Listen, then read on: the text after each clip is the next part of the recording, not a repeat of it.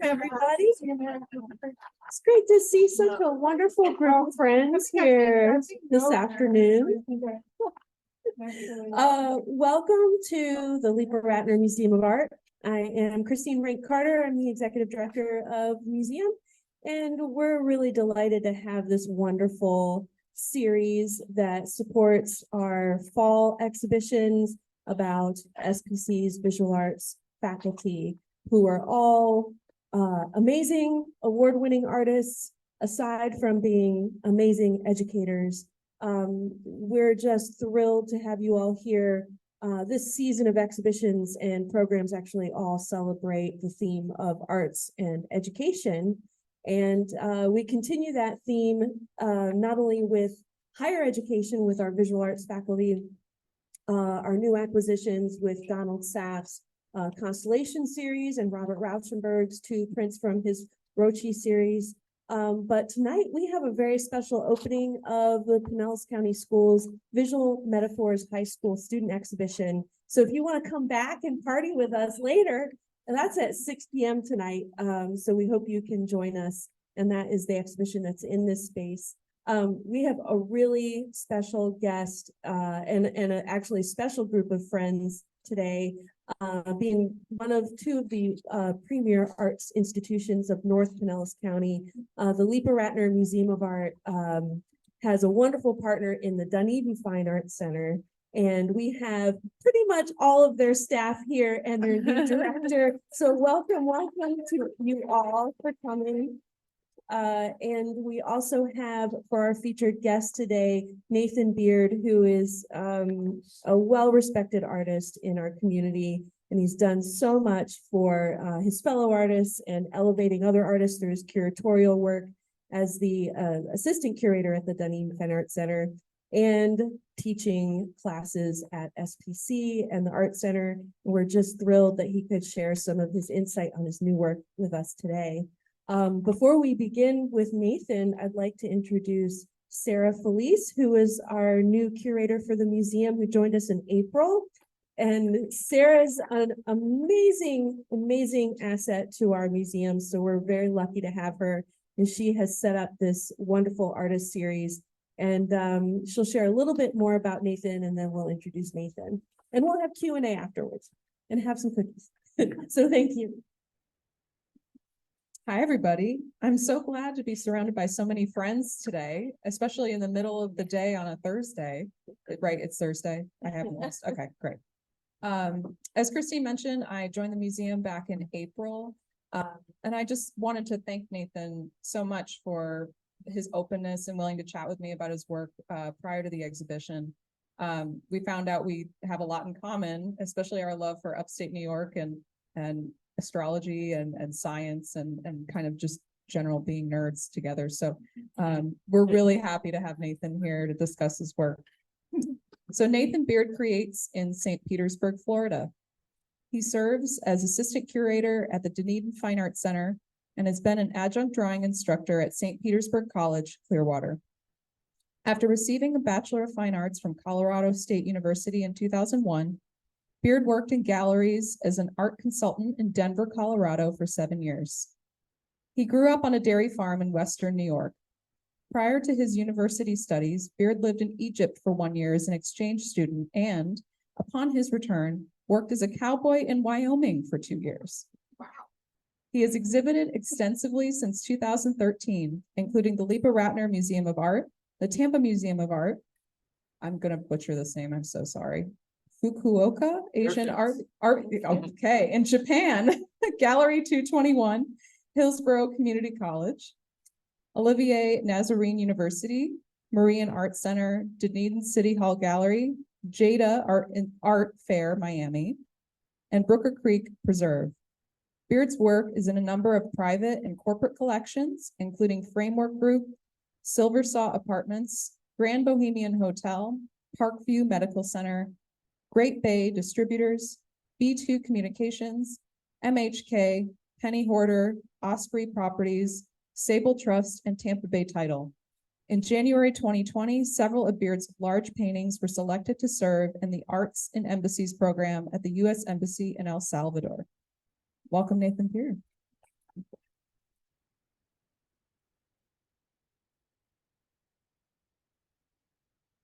Thank you, Sarah and Chris, for introductions.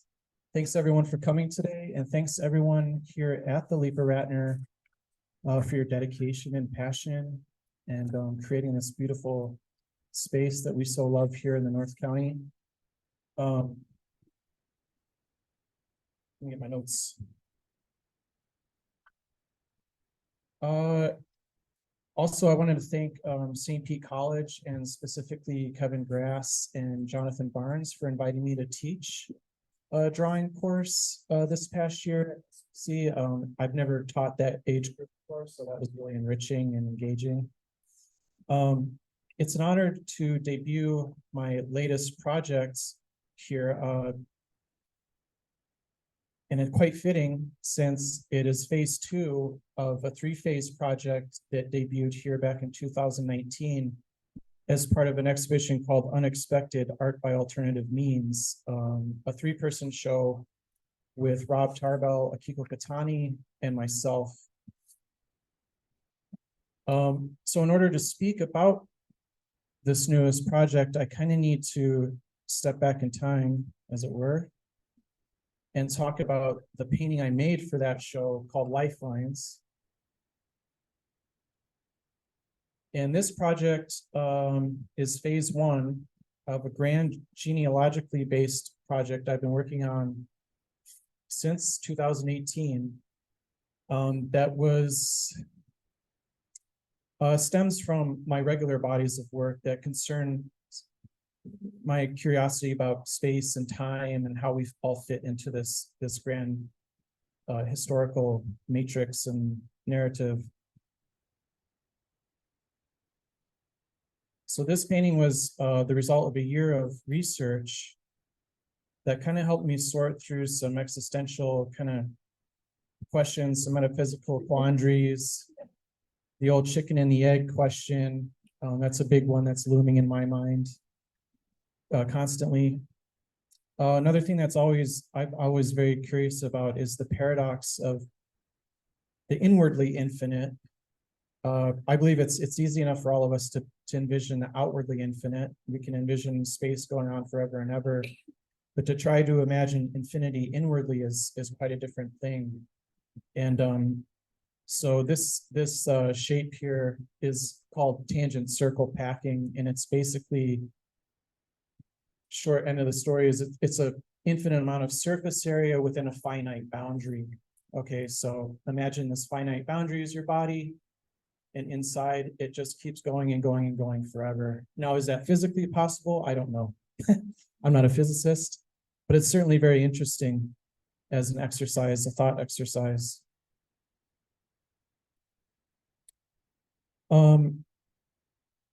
I think the key to my coming to understanding with making the Lifelines painting and this drawing that I made was coming to an understanding that space and time isn't just the environment that we're in right now. It also includes the past and the future. And so those past and future are internal. They're in our minds, since the past no longer exists and the future hasn't come to be yet, but they do exist in our minds. And that's where this the inwardly infinite can become tangible. You know, a big part of this is memory. And so when I don't know about your memory, but my memory is kind of full of holes. And sometimes I make things up because I can't remember them correctly, which might get me in trouble. But at any rate, I think that's the fun of art and creativity in general, is that it deals with possibilities. It doesn't deal with facts. So when I go through this presentation, I want to keep that in your mind, that even though I'm dealing with data and what looks to be very scientific kind of stuff is all very subjective, and is dealing more that my project is one possibility of many that could come about through asking these kinds of questions. So the Lifelines project is something where I mapped 6 generations of my family. Now I have a rather large family. I have 2 step families, a paternal and maternal family, and then my wife's family. So this painting includes, I think, about 300 people, all told. And I had to do a lot of research and found out that one aspect of my family goes all the way back to the earliest days of immigration in this country. Connecticut, 1630. Part of this family came over from England. So that was kind of interesting. And speaking of holes in memory, my maternal grandmother always used to tell us that one of her grandfathers was a full-blooded Huron Indian. So when I was doing this research, I was very interested in finding this person in our records, and he's not there. So I called my mom and I said, "Where's this guy? You know, like, what's his name, or do we know anything about him?" And she, "Oh no, Grandma made that up." What the hell? So,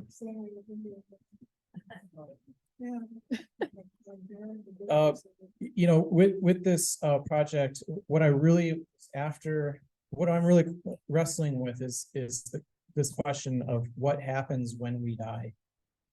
So we have a lot of ideas about where we go or what happens to our body and all of this. But what I really wanted to do is I wanted to deal with, like, not metaphysical stories or religious ideas or anything like that. Just really wanted to get to that, what really happens when we die.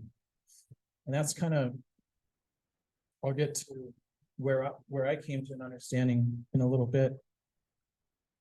But visually, what I was looking for in this was, you know, this is basically a family tree, but I wanted to map the family moving through time and space together. And so I was taking some visual cues from filaments, and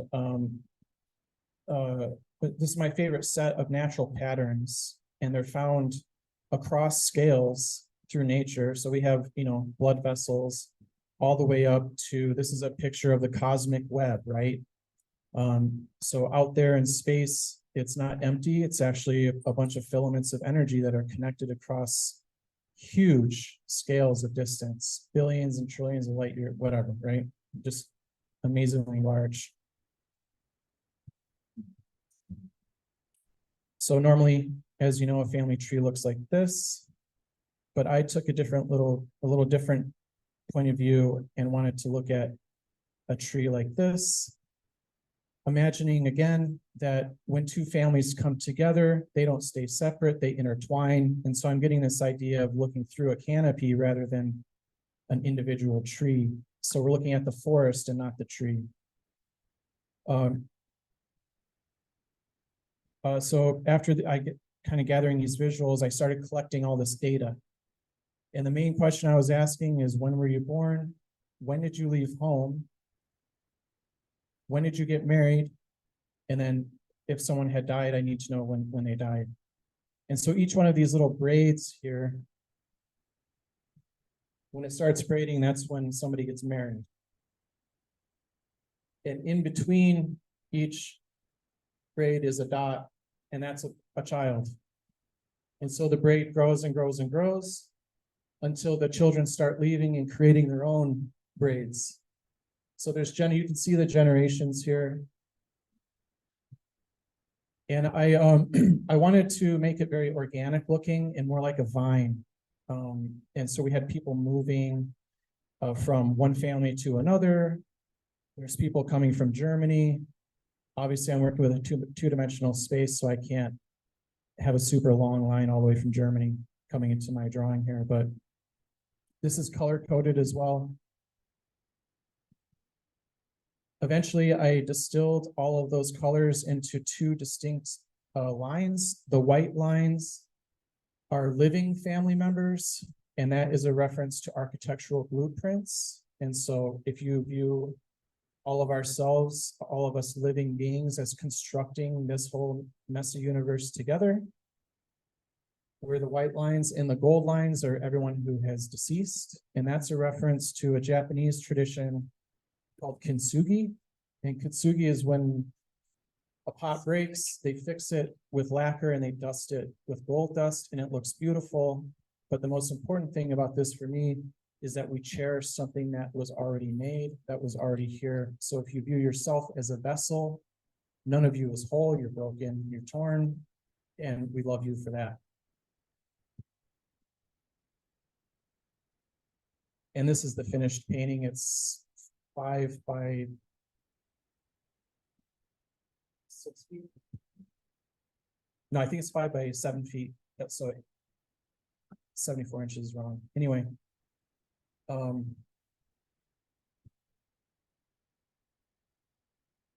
really enjoyed making this painting a lot, because it really pushed my understanding, and this is a very personal understanding of where I'm located in this whole in history in the universe.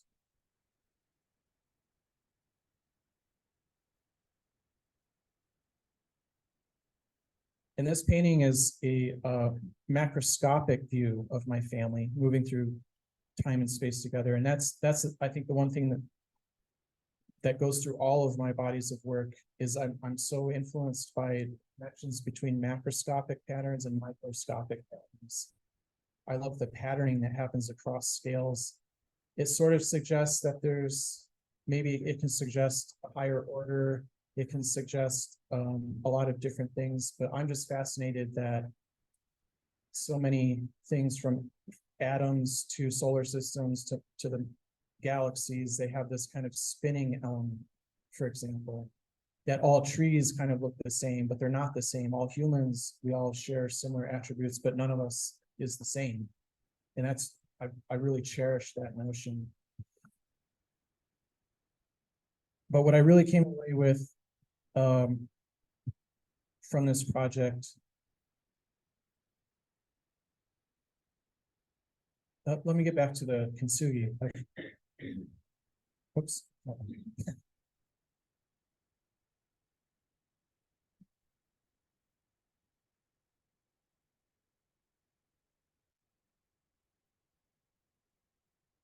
The kintsugi I was seeing as a metaphor for how the past, present, and future is glued together. And I made the deceased in the painting gold for a reason, is that when we die, we become stories to each other. And that was kind of my coming to understanding. It wasn't about heaven or hell or where we go from there. Is very much about how we're transformed into a story for each other. We talk about your grandmother, we talk about everyone who has passed as if they were still alive. And we could talk about people from 1,000 years ago, Julius Caesar, right? We can talk about Helen Frankenthaler, all of these people we talk about, and they tie us to the past and they give us direction for the future. And so that's kind of where I came to, is that when we die, we become a type of kintsugi that glues everything together. But really, rather than becoming important and remembered and like a Julius Caesar, it was more about this quote from Maya Angelou, and the effect that we have on people around us while we're alive, and how we take that into death. So for phase 2 of this project, I wanted to zoom in to a more macroscopic view and look at each individual in my family. And I guess I had this vision of like, what is this? Are these pieces going to look like? And on the bottom here, you can see these lines. And this is kind of what I was getting at with the lifelines, that everyone's line is undulating and no one's line is straight, right? Your life weaves and wanders. But what I wanted to do with this one was I wanted to take them, not look at them from left to right, but look at them from front to back. And so what happens with an undulating line when you look from front to back, it creates this kind of, I don't know, I was thinking like nests, or knots of yarn or loops or something like that. And I was also kind of thinking about a really weird theoretical physics theory called string theory, where the smallest thing that we can currently imagine are these one-dimensional strings, and they make up the quarks that make up the neutrons and protons, and so on and so forth. And so I really wanted to convey this idea of each of us being a sort of string in a greater universe. Because that's one of the other things that I'm trying to, and maybe we all do this, is coming to terms with the fact that, like, how important we are to each other, right? We all know each other, and we feel close to each other, but in the grand scheme of things, we're quite literally grains of sand in the universe. So coming to an understanding of being both important and not important, I think is spiritually very healthy. The humility that comes with that is very healthy, and the gratitude. But you can't go too far, because you need some of that power to affect something in this world. So I'm looking for that balance, and so much of my work is spiritually oriented. I'm trying to find that for myself, and talk about it. So let me get here. So I had this idea of nests and loops and knots in my mind, but I needed a way to put all of this together, and I didn't know what I wanted them to look like. So I came up with another survey for each member of the family. And I send it to every individual, and I'm trying to send it to my elder family first, because time is running short. Every year that passes, I can only do so many of these per year. But let's see, where am I? So this, at the top, we have some basic genealogical information, because that's the other part of this, is I want to collect all this information for future family members, because that was the frustrating thing during my Lifelines research. We didn't know anything about anybody. Nobody knows what they did. Nobody knows their favorite food. Nobody knows their favorite color, especially the women. We know more about the men, obviously. And the further back you go, it becomes all about the men, because the church keeps records only of the patriarchs, right? Of the families and the landowners. So with this one, I wanted to at least collect some kind of interesting information. So, I have reason for leaving home. I think that's interesting, right? Most people will say, well, to get married or go to college, but if you have something interesting, you can put it up on there. Now I want to know who married who and where you got married, because that's kind of interesting. All your kids' names. And this is up 2020, of course. So we have Vera up there. But some of you don't know. Oh. We got a new one coming. I'm gonna have to update my survey here. And then I think the occupation thing is also kind of fun, right? Because imagine 6 generations from now, somebody reads, wow, this person was all these things. What the heck was going on with this guy? Couldn't even hold a job. Right.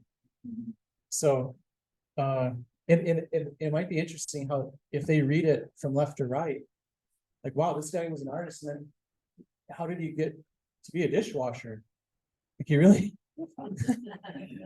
lost it.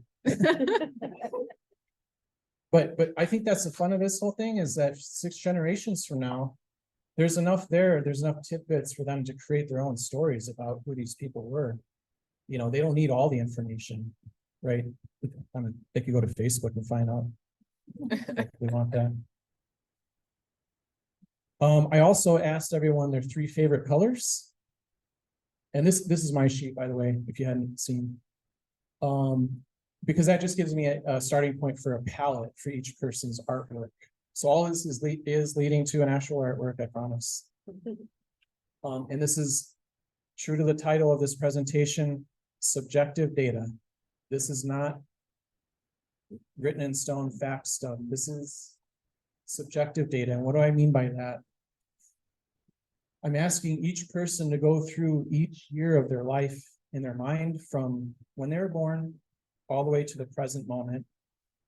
And I'm asking them to rank each year for clarity. So that's how well they remember that year, how important the year was to them or is to them, and whether it was bad, neutral, or good. And it's just assigned 0 to 5, 0 being, I guess, bad, and 5 being good. 5 being super clear, like yesterday, and 0 being, I have no idea.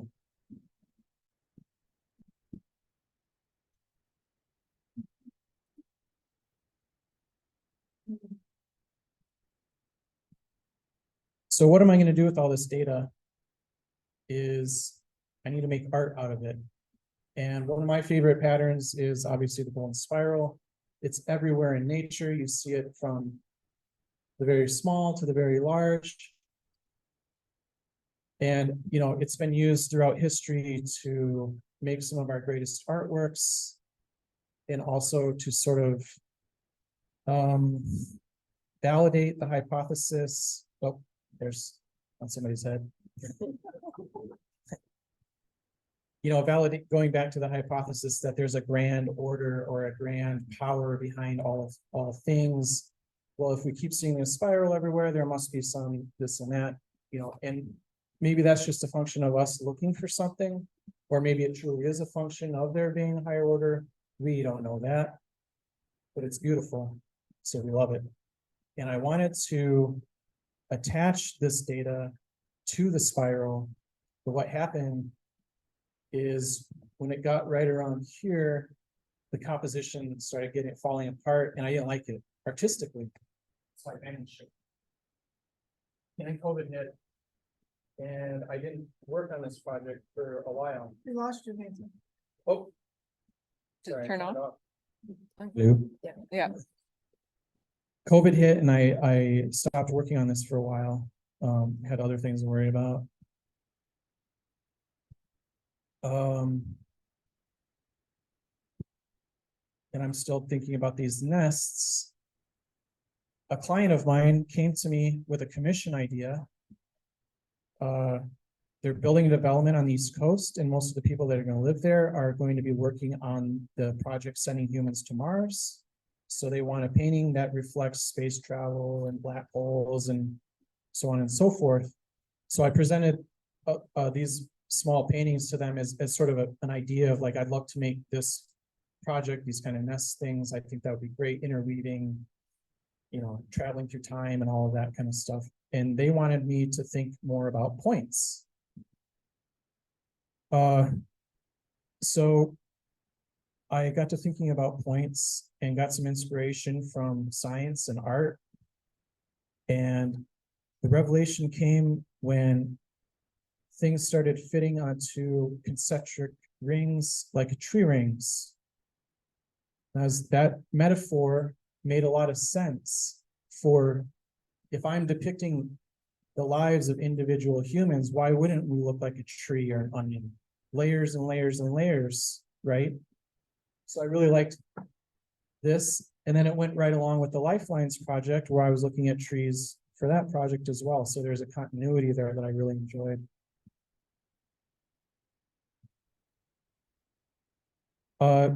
So then I had to kind of sort through my ideas and my concept and like, now I got the tree ring thing, how am I going to do it? So again, using my own data, I just started messing around and finding some patterns in these numbers. And again, patterns exist where you want to find them. All right. So this isn't like absolute truth to anything. It's just this is the pattern I found. And the pattern I found was alternating 5s and 6s. And so if you know anything about pentagons and hexagons, they are loaded with symbolism.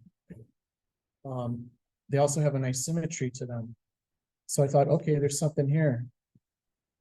So I can break up these groups into years, 5 years, 6 years, 5 years, 6 years. And I can put them, whoop, those are fractals. I can put them on this concentric circle, which looks like a target or a map. And so you see 6, and then the next ring you have 5, 6. Now I'm still really interested in the idea of things spinning, because that's what we're doing out here in the universe. We're always spinning. Everything's always moving, always spinning. Everything's spinning. And so plotting these points, I spin them as they expand. So there's an element of movement here built into the structure. I'm going to stop and talk about just a little bit about how these points are plotted. I'm going to go back to this. This last column is my accumulative column. And so what I do is I add ding, ding, ding, and I get a number. So it's 0 through 15, right? Those are the numbers. That's my range. So if all 3 columns, 1, 2, 3 are 0, then it's 0. If all 3 columns are 5, then it's 15. The interesting thing about this, and I'm going to take the first line here, is you would think that the year I was born would be the best year ever, right? Maybe it should be 16 because it's so good. But it's a 5 because I can't remember anything from that year. And for some reason, I get the importance of 0, which I find funny now because I think if I redid this, I would give it a 5. Feels important. And I feel definitely good about being born. But that's all to say that, you know, again, the subjectivity of this is right up front. You know, if I were to take this whole survey again, it would be completely different, right? But that's okay. I'm not worried about that. I just want some numbers to give me a skeleton. Because what's really important is the art that we're going to make. The other thing too, to talk about that is these circles represent a sort of median, right? And so that would be between 0 and 15, which is 7.5. Metaphorically, that is a life, a median life, unaffected by joy or sorrow, okay? But no one's life is like that. And that's why I ask people to fill out this survey, because I can't tell them what was a great year and what was a bad year and why it was or anything like that. They have to tell me. And so each one of these dots is either on the one side or the other of this line. And that represents not the median, but an actuality, a subjective reality for this person, year by year. So to get to the tree part, I just connect the dots and we come up with this tree ring. And again, this is kind of subjective too, because I'm letting my hand waver a little bit, just like life would, because I want it to look organic. And so this is my accumulative graph. This is my portrait, if you will. You can see that in some years we're really good, right? Spread out, and then some years are really tight together, right? So that this indicates stress, which is true of tree rings in general. The closer they are together, you can tell that the tree is stressed, and the farther out they are means they were able to grow. They had plenty of resources to grow, water and nutrients and everything. So this is the art. We're getting to the art part.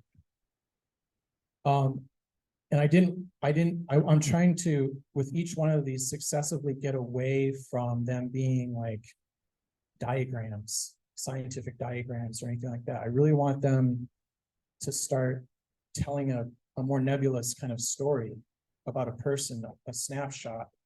And so for myself, I use my colors, and each one of these kind of blobs at the very center of it would be one of those data points. And so now I can just have fun painting these. And I'm using watercolor and watercolor pencil. That's all I'm using. Oh, graphite. Just kind of map everything out. This top section, I'm just kind of using for ideas and reminders about what colors I want to use. The squares is something that happens in each one of them, and that's kind of a rough idea of the background I want.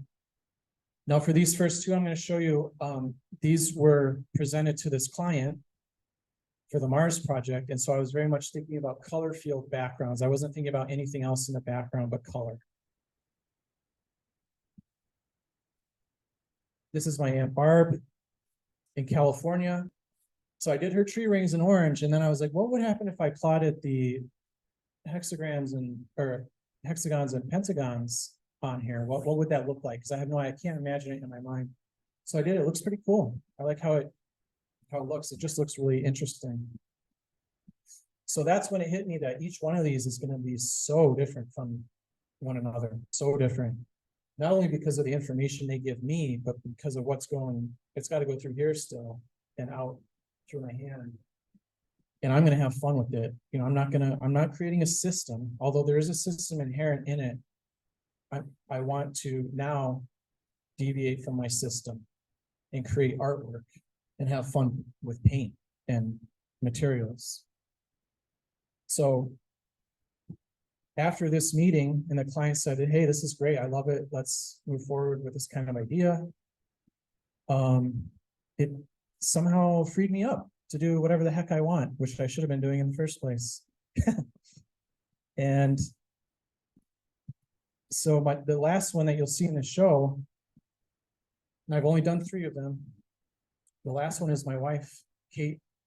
And for hers, I said, I'm going to do something different in the background. So I asked her, what is your favorite place you've ever been, ever? Right? I expect her to say New Mexico, because we love New Mexico. She has special ties to Arkansas, so I thought, oh, maybe it's going to be Arkansas. She said Letchworth State Park, which is up in middle New York, near Ithaca and Rochester. It's a beautiful state park with waterfalls, 3 sets of waterfalls. We stayed at a cabin, and Vera was probably, I don't know, 5 or something, 4 or 5. So I found this picture of Vera at the edge of the forest. And then I thought, wouldn't it be cool if Kate's background was like an antique plate? So I wanted to paint it like a bluish kind of color. So I use this as a reference. And then things got really interesting. Here's Vera.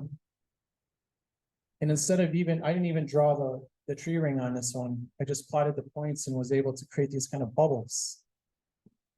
So this one really opened things up, and now I'm having a lot of fun with this project. I've got my dad and my other aunt, they're twins, on in process.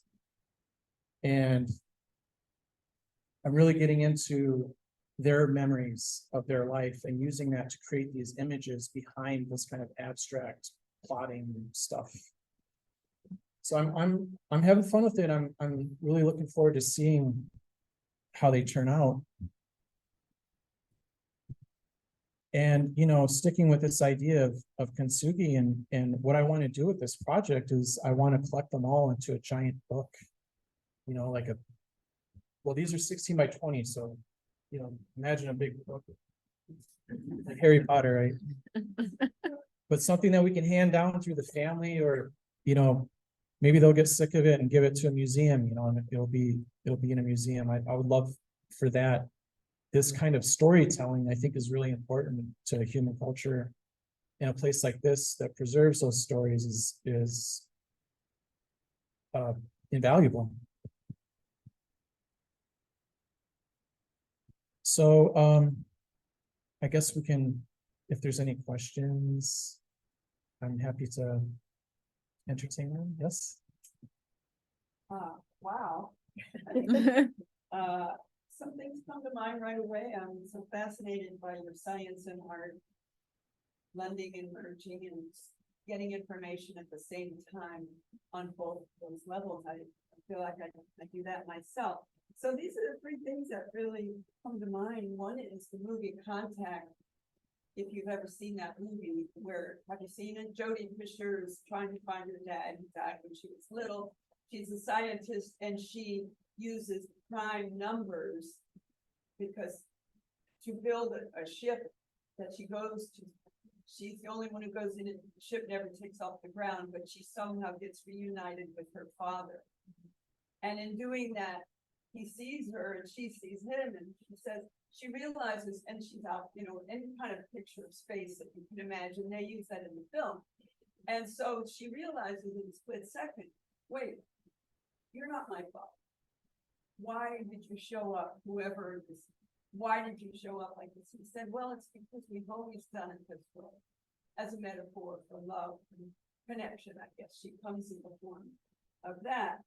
And also, and you know, you are, in my opinion, you know, loving your ancestors here and reaching out to them and communicating with them, just like in Coco, the kids' movie Coco, the Pixar. You remember your photograph is put on the front, and Day of the Dead, Cinco de Mayo, whatever, those ancestors come over the bridge to visit on the other side. So this very much also reminds me of that. And my aunt was a Greek Orthodox nun. And I said, well, I'm going to pray at church and go to, you know. And she said, oh, it's very important that you do that because the dead want to hear from you. They want to hear from you. They're waiting to hear. Sure. So much appreciation for what you do. And in light of those things I said, that's how I'm connected. Thank you. Yeah, good. All good comments. I found it, just want to pick one piece out of what you said about quote unquote meeting your ancestors in some kind of mind space, right? When I found out that our family was connected to the Bidwells, one of the families that came over from England to Connecticut, they were instrumental in setting up, I believe it was Hartford, Connecticut, or one of those towns. And it created some mixed feelings in me because although it was very exciting, it's like, wow, I can't believe we're connected with all those families in a nation. And then I found out that there's a giant Bidwell family association. I contacted them, you know, and it's on Facebook and all this stuff. And I found out that there's a Bidwell association in England that tracks the family all the way back to the time of William the Conqueror.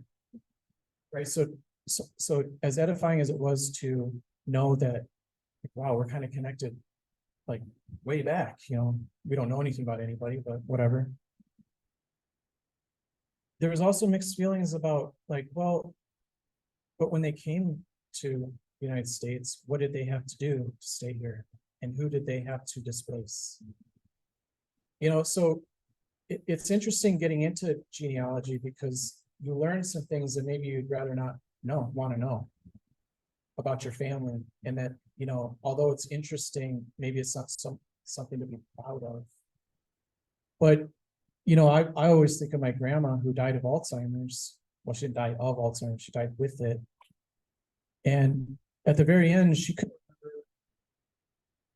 remember, and she was deaf. So speaking to her was impossible. And it was so devastating because we only lived an hour and a half away from her. She was in Fort Myers, and we just stopped going because it was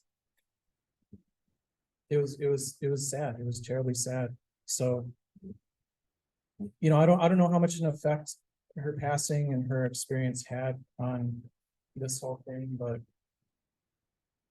it is, I think, important to honor those who come before you. I mean, at least in some way. And I think it's fun also to collaborate with the people you're making portraits of. So much of portraiture is you sit there and I do the thing and all right, looks great, right? This one is they literally have a hand in creating their own portrait. And so many people have told me when I asked them to do this, like, this is really hard. It's like, I know it's hard at the beginning, but if you sit down and basically meditate and just go year by year.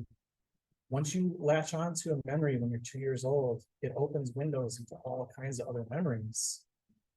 So it's a really, I think when people do it, it's a really instructive exercise, and it's really fun to make. Any other questions?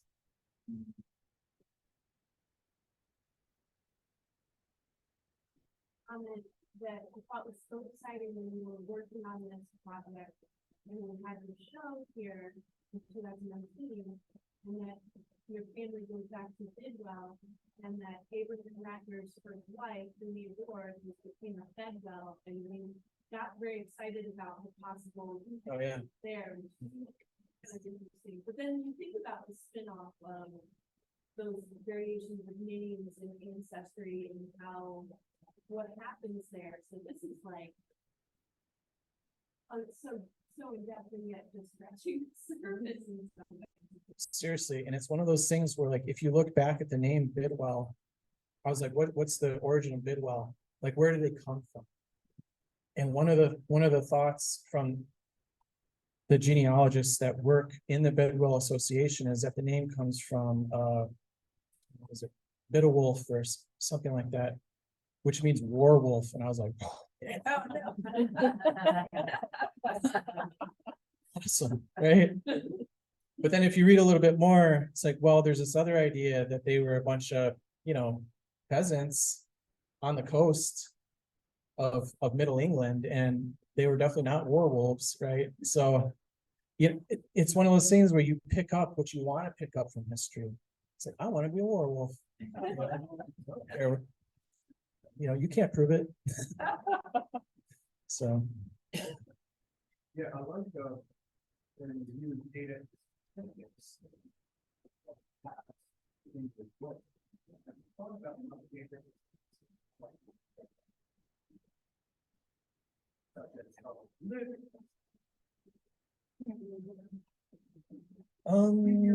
did he say, Nathan? Okay, so he commented that he appreciated the use of data in the project to kind of look at the past, right? Memory. And had I thought, or what did I think about using data to look to the future, right? So I don't know how to answer that, other than I'm a serious, huge fan of fractal self-similarity. And I would imagine that the past, that the future probably not going to look too different from the past. But my human self, having matured a little bit, is hoping that I will grow into something warmer and more compassionate over time. That would be my hope.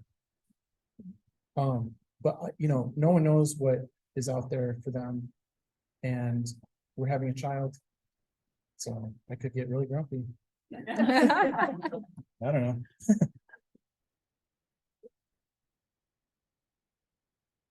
Anyone else? Well, thanks for coming today. Appreciate it.